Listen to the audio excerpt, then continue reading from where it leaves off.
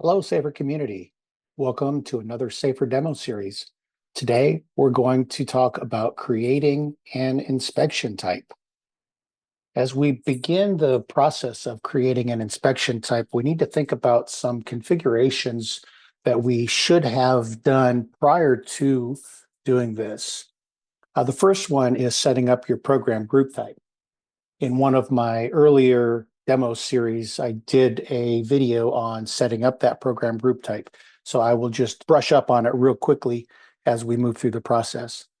We'll also need to configure our notice of inspection template because that is designated when we're setting up our inspection template as well. And then if needed, there's the opportunity to create some common steps, which are the milestones within an inspection, along with associated inspection line items. When we look at those common steps, we're looking at common sections. You may create different inspections of the same type. For example, if we're creating a feed inspection, we may have a comprehensive feed inspection. We may have a feed inspection that's comprehensive that doesn't include the 225 medicated feed section, for instance. And so we would create these sections separately and then add them as common steps within the inspection types that we're creating. And I'll go over that a little bit more in depth. You also have the ability to just create straight line items and steps within an inspection without using common steps. So we'll cover both of those. So I'm here on the SAFHER admin console, and you can see down here I'm signed in as an AFDO demo admin. And so when we talk about these prerequisites that we have, the first thing I talked about was the need to set up that program group type. We'll do that here under program management on the admin console. And you can see the program group types here. And that's where you would actually set those up. And like I said, if you want to see a little bit more in depth on that, you can review one of the earlier demo videos I did. But just so you know, I did create a program group type for this exercise. So I have the animal food demo up here for this state level organization. So that has already been configured. The other thing we need to do is make sure we have a notice of inspection template set up for that program group type. So if I come up to our document templates, you can see here that I have pre-set up this notice of inspection for this animal food demo, for the animal food demo program group type that I pre-set up as well. And so I haven't covered this previously. So real quickly, I'll go over here to this edit. And you can see that it's pretty simple. It's just setting up the display name with the description, associating it with the program group type that you want that notice of inspection associated with, and then select what kind of template it is. In this case, it's a notice of inspection template, and then make it active or inactive. And this document template content here is where you would put the verbiage and put in the links to auto-populate whichever sections you need to auto-populate, whether that's the current dates, the entities, information, stuff like that. So that's just a real high-level overview of creating that notice of inspection. And then you would submit that, and it would be live automatically as soon as you hit this recycle up here. It would show up in your list. Okay, so moving on to the actual inspection type configuration. In inspection form management, over here, you have the inspection types here. And as I talked about before, we have common steps. And in another demo, I will cover setting up these regulatory code types. We will need some regulatory code types as we set up the inspection line items. So I'll just real quickly go over a little bit of that, but I've got several set up here already. And so I can sort, as with all of the menus here within the admin console. I can show you real quickly filter this down for this program group type that we're currently in, animal food demo, which we had already created. You can see here I created some regulatory code types to associate with line items that we add to our inspection type that we create.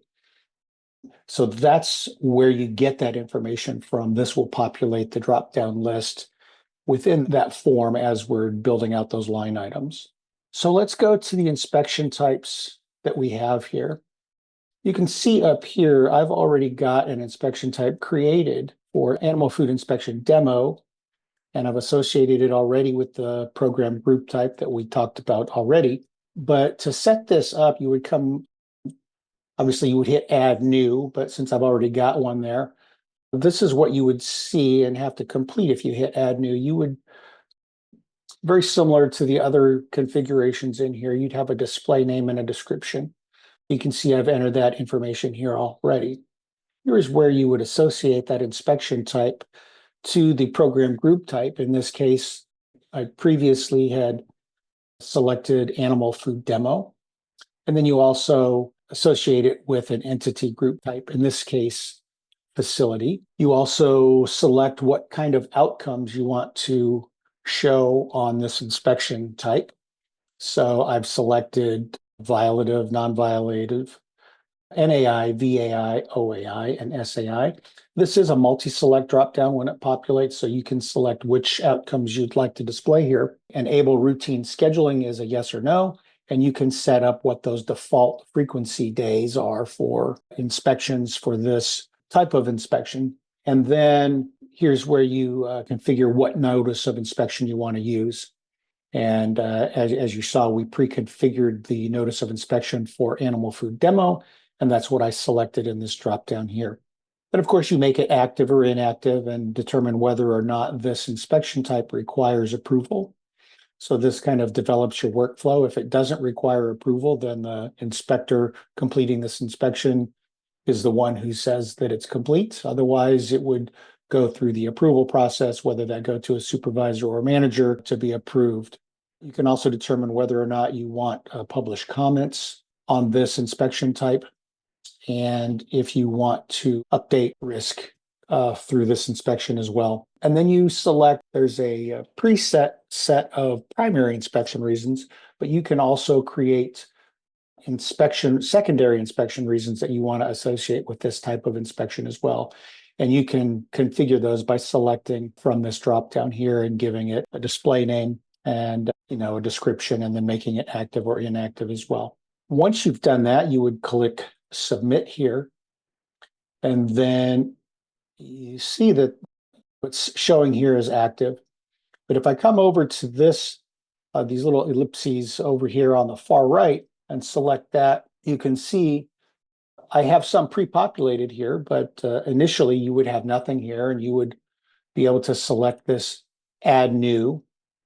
And then this is basically creating the milestone steps in kind of the progress tracker during an inspection. And I will demonstrate that to you from the internal user side as if an inspector was in an inspection, and show you how that looks. But this creates those milestones.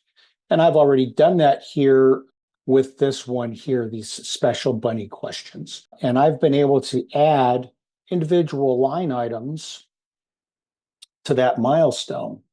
Do you feed bunnies? And I had configured it, whether or not it's required, if it's a risk factor, and if it's a standard line item.